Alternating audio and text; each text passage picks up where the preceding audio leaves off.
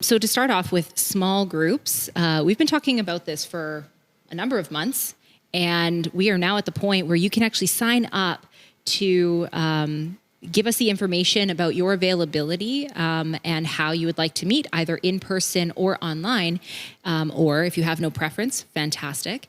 And then we're going to coordinate that and form a few small groups and, get together. Can you tell us, Jen, why being in a small group or being part of community is important? Absolutely. So community has been something that has been a buzzword throughout my life. I remember when I was graduating high school, there was like that big essay that you had to write for English class. And my theme was to write, I know you had no... Like, look at Matt's face. Okay. It's gold. He has no idea I'm going to say this. The theme was to write about community. And I actually talked about the formation of the formation of identity that we receive from within community. And that it's twofold, that it's not just I'm in a community to receive support, but I'm in a community to provide support, to walk along other people through life. Life can be pretty lonely in such a busy type of a place like it is these days, especially when we could actually get together pre-COVID.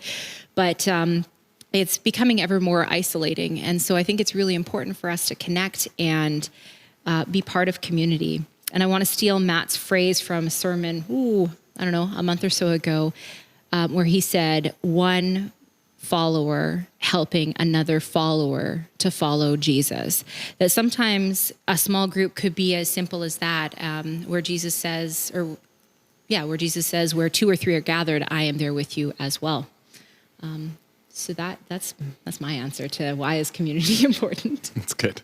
I think what I want to encourage you to do is, it can feel a little weird signing up for small groups when we don't even know what those groups are. That might feel a little strange. But there's a bit of a challenge, right? It's because we're trying to figure out how do we divide people up in helpful ways into those groups. So we kind of need to know that you want to join something. But some of you might also be reluctant to say, I want to join a small group without sort of knowing more about it. But think of if you've ever been part of a Bible study or any kind of group think about what happens at the end of those groups. Lots of times we're used to at Prairie having we'll do a 4-week study or every second week for a couple of months and then we're done. We'll do a study on a book of the Bible or something like that. And inevitably what happens at the end of those studies is that the group that has shown up to those study times, a bunch of them start asking, what's next? What can we do now? And so instead of waiting, often we don't plan for that. We just, even though it always happens, we don't have a plan for that group to go on to the next thing. And often that's because the person who's leading the group has kind of committed a whole bunch of time and then they're like, I need a break. I don't want to organize the next thing. But what we're doing now is we're trying to equip those leaders in order to keep things going, right? So it doesn't mean if you sign up, it doesn't mean that, I'm committing to a small group for all eternity for the rest of my life. It might mean that your group is going to meet for 8 times or probably twice a month for a season, and you'll do a particular something. It might be a book study, a Bible study. It might be focused around prayer, or there'll obviously be prayer as part of it. There will be some looking at the Bible as part of it. There'll be discussion as part of it. And so all those things are going to happen. And you might want to try that out for a time, and there'll be sort of a natural end to whatever pattern it is. So let's say you're doing a Bible study is easy to think about. So let's say you're doing a Bible study on Philippians. We talked about Philippians in the service today when we're recording this. And so it's 4 chapters, and let's say you're doing 4 times, and so it's going to take you 2 months, meeting twice a month to do those chapters of Philippians. When you get to the end of that, there might be some people in the group that just say, this was really great. schedule's not working out, I'm not able to be there, fair game. We would really encourage you to continue figuring out how you do Christian community. Maybe that means switching groups. Maybe it needs a break. Maybe the group themselves decides, well, we're just going to take like 6 weeks off and then we'll reform and we're going to do this new thing. And the group gets excited about that. That'll be kind of up to those groups and the leaders of those groups.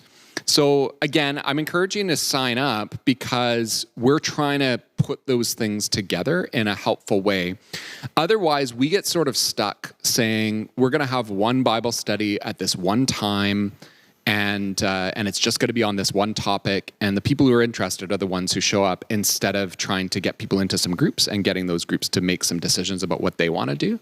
And we're going to do our best to try to make groups that make sense. So others are kind of worried. Like sometimes people are worried about, well, I want to know who's in the group and I want to know what you're going to be doing. Please try to trust us with that. But if you've got questions about that, like, just when you fill out the form, it doesn't mean you're saying, you're going to place us in a group and I have no say at all. That actually kind of gives us permission to contact you and say, yeah, we think this would make sense for you, and this is what's been formed. Like, this is what the leader's interested in doing, and we think you'd be interested in that too. Like, think about us and think about the fact that we likely know you. and so we're going to know the kinds of things that you might be interested in. Obviously, we don't know everything. No. But try to trust us with that. And if you've got questions, you could just talk to us. Also, there might be someone who, one of our leaders might actually just get in touch with you directly and just say, hey, here's what I'm thinking about doing. And would you want to be part of this group, or would you like to come to these first few sessions and check it out? So that's fine. Like, just respond to that, and we'd be happy to do things that way. We're kind of looking at a bunch of the people in our church. We have a large young adult group, and our hope is to try to keep that together in some form. So if you're a young adult watching this, please, again, go sign up on the form. So you just go to prairiechurch.ca, and it's pretty obvious. It's like on the front page, you can find it. So we're going to try to keep those together as much as possible. And we kind of think that we're going to end up with like maybe 2 or 3 other groups, sort of depending on the number of people. And our hope is to have at least one online option and one in-person option. Mm-hmm. I think that's about it. I've talked a lot now. That's okay.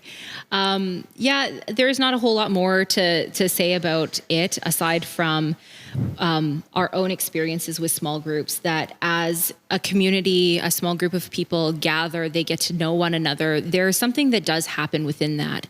I remember eons ago learning about groupness, and that it takes X number of hours to happen. And so we want to encourage groupness to happen, but in a way that is open and inviting, which can be tricky to not just form something that becomes a clique.